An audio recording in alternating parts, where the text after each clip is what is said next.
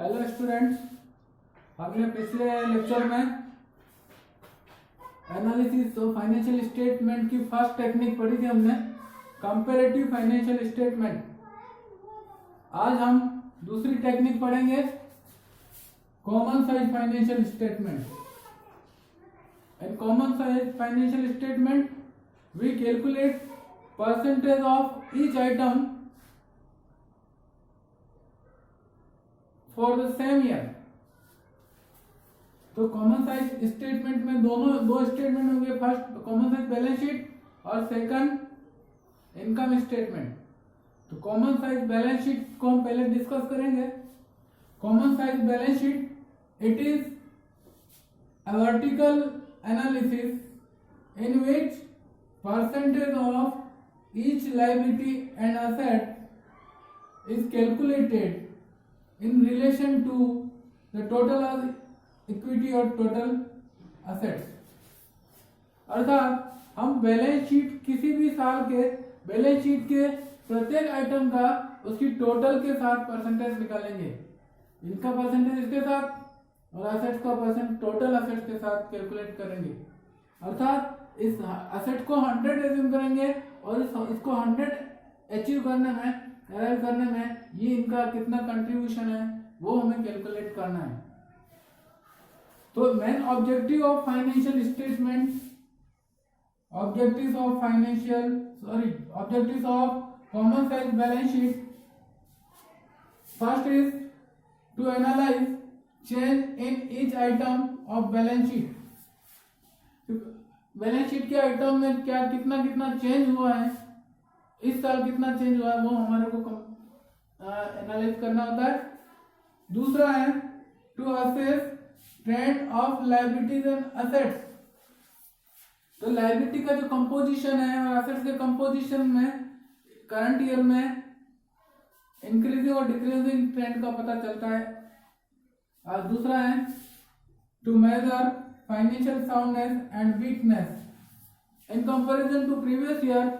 हमारी balance sheet इस बार साउंड हुई है या वीकर हुई है, ये हमारे को पता करना होता है। मैंने ये तीन ऑब्जेक्टिव हैं कॉमन साइज बैलेंस शीट के। अब परसेंटेज कैसे कैलकुलेट करेंगे, इसका फॉर्मूला है परसेंटेज ऑफ ईच आइटम। तो जिस आइटम को कैलकुलेट करना है परसेंटेज, उसको ऊपर पुट करेंगे और नीचे टोटल लायबिलिटी एसेट्स दोनों इक्वल होती हैं, तो टोटल लायबिलिटी एसेट्स को भी पुट कर देंगे तो उस आइटम का परसेंटेज कैलकुलेट हो जाएगा कि उसका टोटल असेट्स में क्या कंट्रीब्यूशन है। तो हम पहले इसको एक ही बैलेंस शीट का एग्जांपल दे रखा है। कॉमन साइज बैलेंस शीट बनी हुई है, ये लायबिलिटीज असेट्स, ये एक्स लिमिटेड की बैलेंस शीट है, इसकी कॉमन साइज, इसके परसेंटेज यहाँ लिखेंगे। ये वाई लिमिटेड की बैलेंस शीट है, तो वाई लिमिटेड के परसेंटेज का कॉलम हम ड्रॉ कर लेंगे। तो हमारे को इन सब के परसेंटेज इस टोटल के साथ कैलकुलेट करना है। तो फर्स्ट हम एक्स लिमिटेड के परसेंटेज कैलकुलेट करके एक्स के लिमिटेड के कॉलम में लिखते हैं। तो first is share holders fund. तो परसेंटेज कैलकुलेट करेंगे हम। शेयर होल्डर्स फंड इज 60,000 और ये 10 लाख, सॉरी 1 लाख इंटू 100, ये हो गया 60%।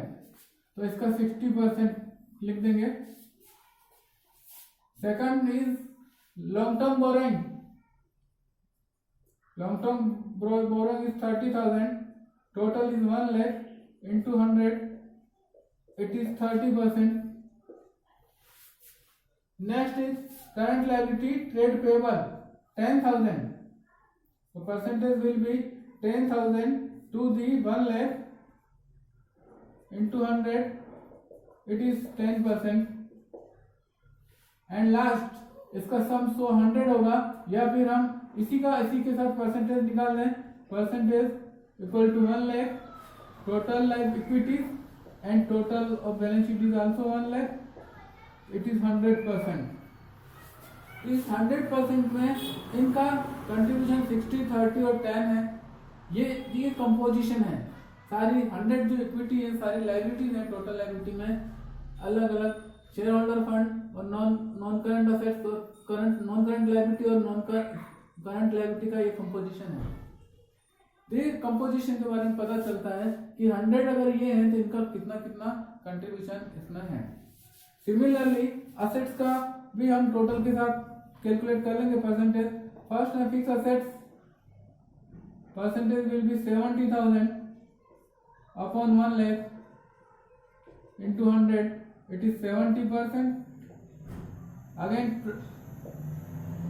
trade receivables 20,000 upon 1 lakh into 100, it is 20%, and 10,000 upon 1 lakh into 100, it will be 10%, and total 1 lakh upon 1 lakh, 1 lakh upon 1 lakh into 100, it will be 100%. तो percentage ऊपर mark किया तो यहाँ परसेंटेज का sign हमें लिखने की जरूरत नहीं है, लिख देंगे डायरेक्ट। तो टोटल जो असेट्स हैं उसमें नॉन करंट असेट्स और करंट असेट्स का कंपोजिशन ये है। तो हमारे को ये असेट का कंपोजिशन है और ये लायबिलिटी का कंपोजिशन है। तो ये एक्स लिमिटेड का कैलकुलेट किया है, हमारे को वाई लिमिटेड का दिया है, तो वाई लिमिटेड का भी इसी तरह से हम कैलकुलेट कर लेंगे सभी के परसेंटेज। अब वाई लिमिटेड की टोटल लायबिलिटीज 2 लाख है, तो इन सब का परसेंटेज 2 लाख के साथ कैलकुलेट करेंगे।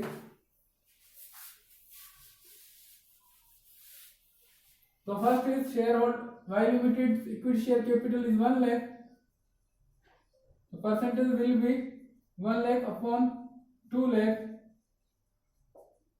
into 100, 50%, ये 50। Now second is 80,000 upon 2 lakh into 100, it is 40%, and trade payable 20,000 upon 2 lakh into 100, it is 10%, so 10%, or 2 lakh upon 2 lakh into 100, it is 100%। तो हर आइटम का हमारे को परसेंटेज कैलकुलेट करना है। सिमिलरली वाई लिमिटेड के assets ये हैं, तो असेट्स का कैलकुलेशन करेंगे।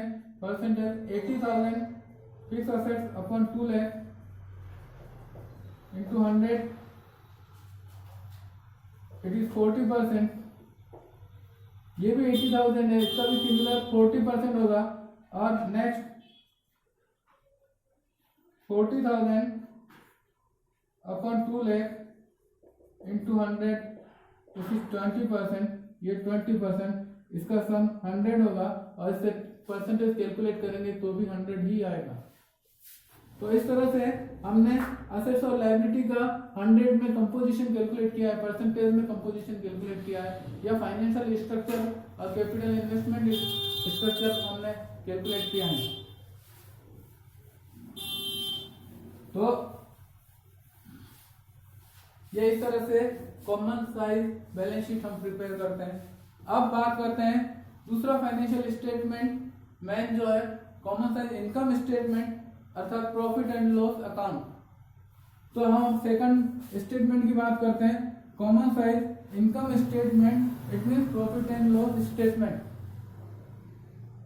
It is also a vertical analysis in which percentage of each expenses and each income is calculated in relation to the net revenue from operation, that is net sales। तो इसमें हम balance sheet में हम total से सबके percentage calculate करते हैं, और इनकम स्टेटमेंट में जो मेन बेसिस है परसेंटेज का, इन सब का परसेंटेज हम इसके साथ कैलकुलेट करेंगे नेट रेवेन्यू फ्रॉम ऑपरेशन के साथ। तो हम ये कॉमन साइज इनकम स्टेटमेंट दे रखा है, और ये 31 मार्च 16 ईयर एंडिंग का दे रखा है। हाँ, अब ये बात है, कंपैरेटिव स्टेटमेंट में कम से कम 2 साल हो सकते हैं, पर कॉमन साइज में 2 साल भी हो सकते हैं, 2 कंपनीज भी हो सकती हैं, और 1 ईयर पे डेटा भी हो सकते हैं। तो आपको 1 ईयर का दिया है तो भी आप कॉमन साइज स्टेटमेंट बना सकते हैं। कंपैरेटिव स्टेटमेंट के लिए कम से कम 2 बनाने होते हैं, लेकिन 2 साल चाहिए होते हैं, लेकिन इसमें ये एक ही साल से हम कैलकुलेट करेंगे। जो साल हमें आपको दिया है उसका कैलकुलेट कर लेंगे, 2 साल दिए तो 2 साल के, 3 साल दिए तो 3 साल के परसेंटेज कैलकुलेट करने हैं। तो अपने को यहाँ पर कॉमन साइज इनकम स्टेटमेंट में 1 ही साल का दिया है, हम इस साल का कैलकुलेट कर लेंगे। तो इसका फॉर्मूला भी सिमिलर है, percentage of item, specific item को ऊपर पुट करेंगे और अपॉन में नेट रेवेन्यू फ्रॉम ऑपरेशन को हमें अपॉन में लिखना है इनटू 100। तो इनकम स्टेटमेंट में फर्स्ट है ये रेवेन्यू फ्रॉम ऑपरेशन, इसका रेवेन्यू फ्रॉम ऑपरेशन का परसेंटेज कैलकुलेट करना है 10 lakh upon 10 lakh into 100, it will be 100, यानी सेल्स को हमें यहाँ 100 एज्यूम करना है और ये इन सब की टोटल 100 की इक्वल हो जाएगी। फिर अदर इनकम है 2 लाख, तो इसका परसेंटेज कैलकुलेट करेंगे 2 lakh upon 10 lakh into 100, it is 20%, यहाँ 20% कर देंगे। 12 lakh upon 10 lakh, total revenue 12 lakh upon net revenue from operation is 10 lakh, it is 120%। इसका सम करेंगे तो क्या आ जाएगा 120। अब एक्सपेंडिचर का करना सबका, 4 लाख कट सेल्स के साथ, तो परसेंटेज कैलकुलेट करेंगे 4 lakh upon 10 lakh into 100, it is 40%। फिर next purchase of stock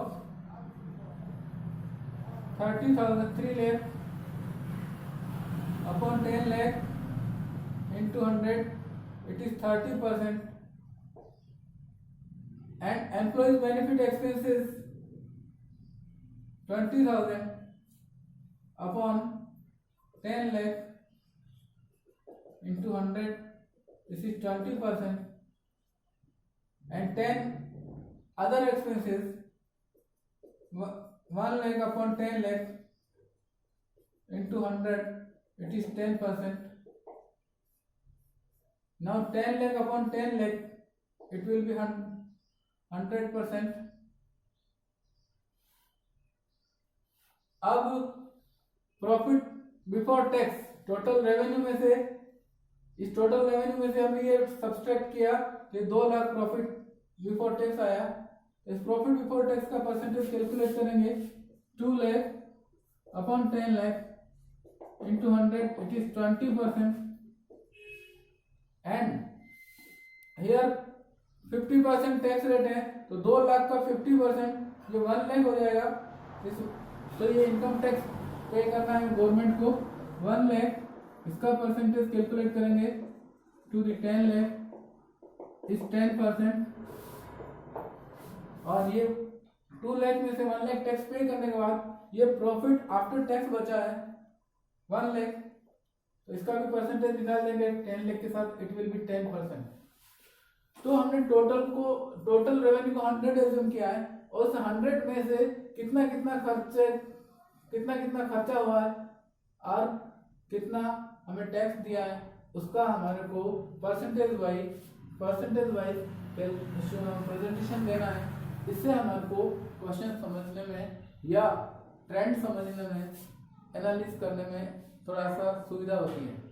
absolute value से कोई चीज कंपेयर करें या कोई स्टडी करें तो उतना थोड़ा कॉम्प्लेक्स रहता है, पर परसेंटेज में हम किसी चीज का कैलकुलेट करेंगे तो वो समझने में थोड़ा इजी होता है। तो आज हमने पढ़ा है कॉमन साइज फाइनेंशियल स्टेटमेंट।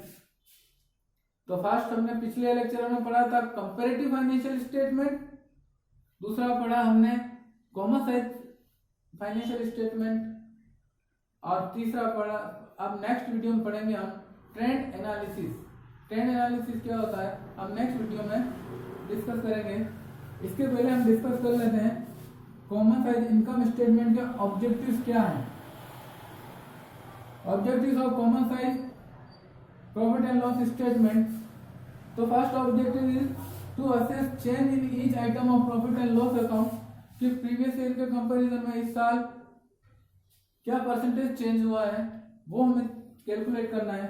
दूसरा है determine the trend of each expense and income, प्रत्येक इनकम और एक्सपेंडिचर को हम प्रीवियस ईयर के परसेंटेज से कंपैरिजन करेंगे, इस बार परसेंटेज बढ़ा है या इस बार परसेंटेज कम हुआ है। और नेक्स्ट है to know efficiency of business. ये जो हमने 10% प्रॉफिट और 20% प्रॉफिट अर्न किया है, ये पिछले साल के कंपैरिजन में ज़्यादा है या कम है, इससे हमारे को मैनेजमेंट की एफिशिएंसी का पता चलता है। तो ये सारी तीनों चीज़ें हैं हम कॉमन साइज इनकम स्टेटमेंट से डिटरमाइन करते हैं। तो आज के लिए इतना ही, बाकी हम नेक्स्ट वीडियो में पढ़ेंगे। Thank you.